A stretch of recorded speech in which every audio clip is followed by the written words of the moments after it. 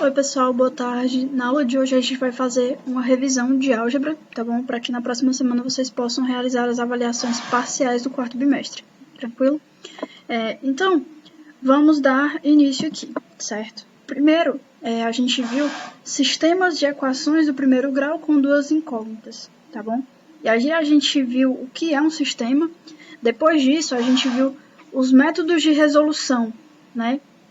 E na última aula a gente falou sobre equação do segundo grau. Então, vamos lá.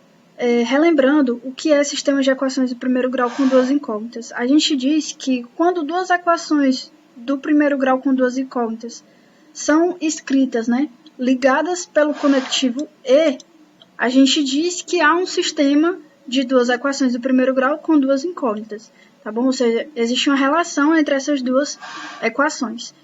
Como exemplo, eu trouxe esse daqui, né, esse sistema. X mais y é igual a 14 e 4x mais 2y é igual a 48. Então, a gente escreve as duas equações e coloca essa chave, certo? Para representar um sistema de equações, certo?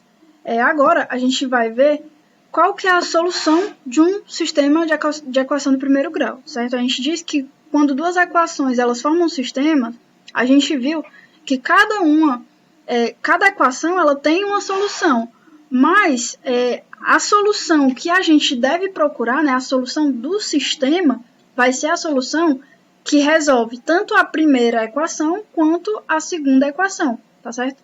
Vai ser o par ordenado que verifica as duas equações ao mesmo tempo, tranquilo? Então, aqui novamente, né, a solução de um sistema de duas equações do primeiro grau com duas incógnitas é um par ordenado, x e y, que é solução tanto da primeira equação quanto da segunda equação, como eu havia falado, tá bom? E lembrando, tá bom? Vou frisar isso bastante. O par ordenado, certo? Sempre o primeiro número é o meu x e o segundo número é o meu y. Eu percebi que quando a gente falou sobre equação do primeiro grau, né, vocês erraram às vezes, né, na opção de marcar lá, vocês erraram a ordem disso, né? Algumas pessoas inverteram, colocaram o y primeiro e depois o x. Então, no par ordenado, sempre, primeiro é o x e depois é o y, tá bom? Só queria fazer essa observação. E aí agora a gente vai falar sobre os métodos de resolução. Né, Bia, como que eu encontro esse par ordenado? A gente viu dois métodos de resolução de um sistema. A gente viu o método da substituição e o método da adição.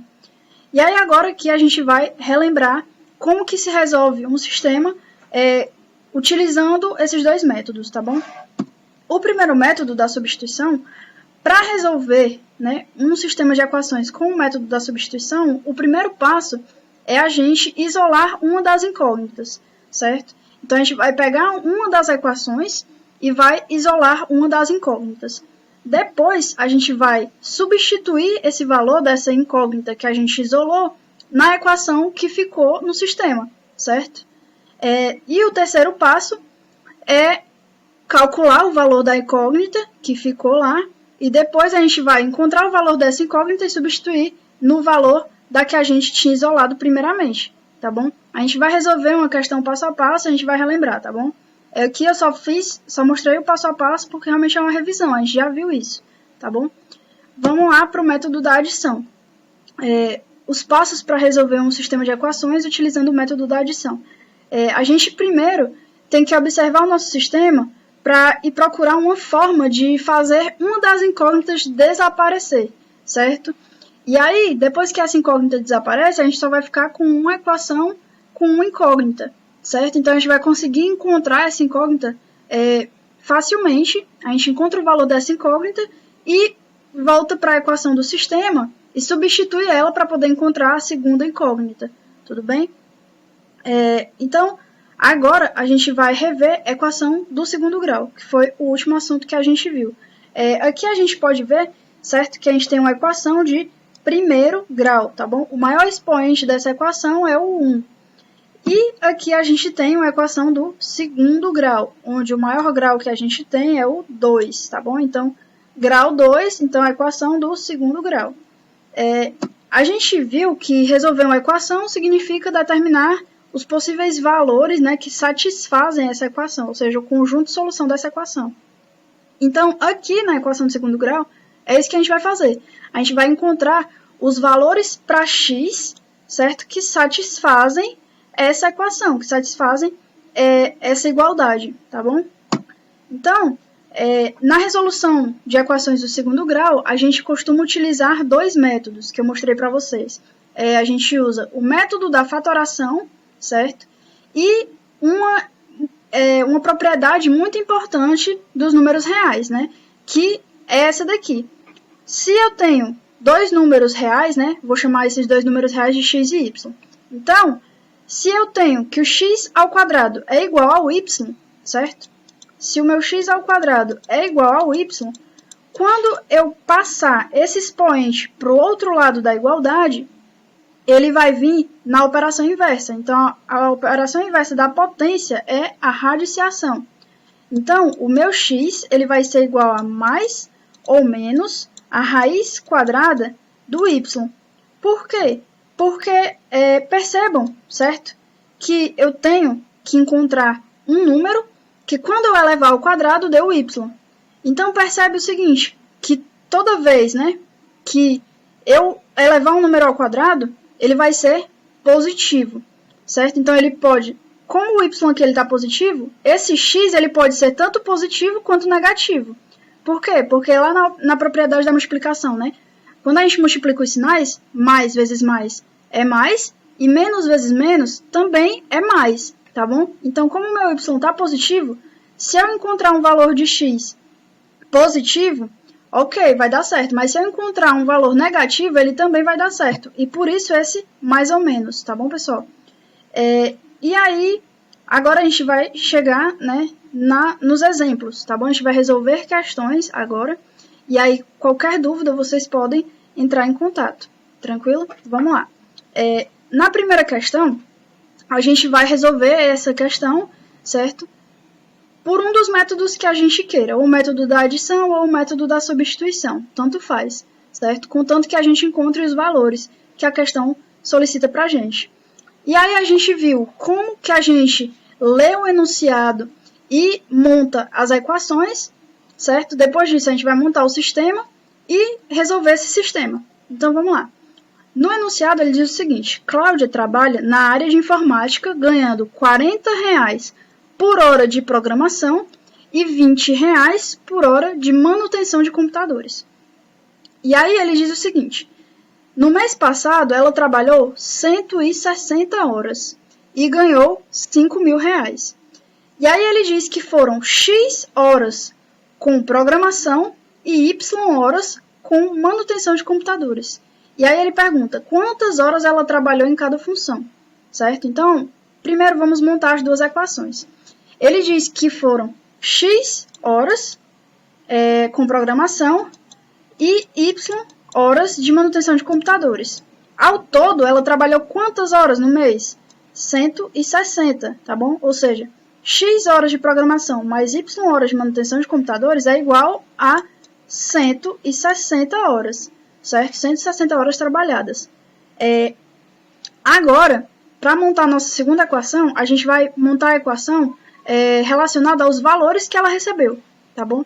A gente sabe que R$40 ela recebe por hora de programação, certo? Então, eu sei que 40 vezes X, por que X? Porque X é as horas de programação, tá bom? Então, 40 vezes X mais 20, né, que é o quanto ela ganha por hora de manutenção, e a hora de manutenção é Y, certo? Vai ser igual ao valor total que ela recebeu. Quanto que ela recebeu no mês? R$5.000, tá bom? Então, tá aqui, a gente montou as duas equações, certo? E está aqui o nosso sistema. Agora a gente pode escolher. Eu vou querer resolver essa questão com o método da adição. Vou querer resolver essa questão com o método da substituição. Então, você fica à vontade para escolher o método que você vai resolver ela, tá bom? A menos que a questão diga, resolva essa questão utilizando o método da adição ou o método da substituição, A menos que a questão especifique qual o método que você tem que utilizar, você pode resolver com o que você se sentir mais à vontade, tudo bem? Então, vamos lá. Essa daqui eu vou resolver utilizando o método da substituição, tá bom? Então, nessa primeira equação aqui, eu vou isolar uma das incógnitas. Então, vamos lá, eu vou isolar o meu x. Então, para isolar o meu x, esse y ele vai ter que passar para o outro lado da igualdade. Então, ele vai negativo, tá bom? Então, o meu x vai ser igual a 160 menos y, tá bom? E aí, agora, o que é que eu vou fazer? Eu vou pegar o valor do meu x e vou substituir na minha segunda equação, tá bom? Então, eu vou ficar com o seguinte, 40, que multiplica x, que é o meu x? 160 menos y, certo? Mais 20y é igual a 5.000. Então, vamos lá. 40 vezes 160, tá bom? Eu vou fazer aqui 4 vezes 16. Depois eu acrescento esses dois zeros. 4 vezes 6 é igual a 24. E 4 vezes 1 é 4, mais 2, 6, certo? Então, aqui vai ser igual a 64, só que eu tenho um zero daqui do 40 e um zero do 60. Então, acrescentei esses dois zeros. Mais vezes menos é menos.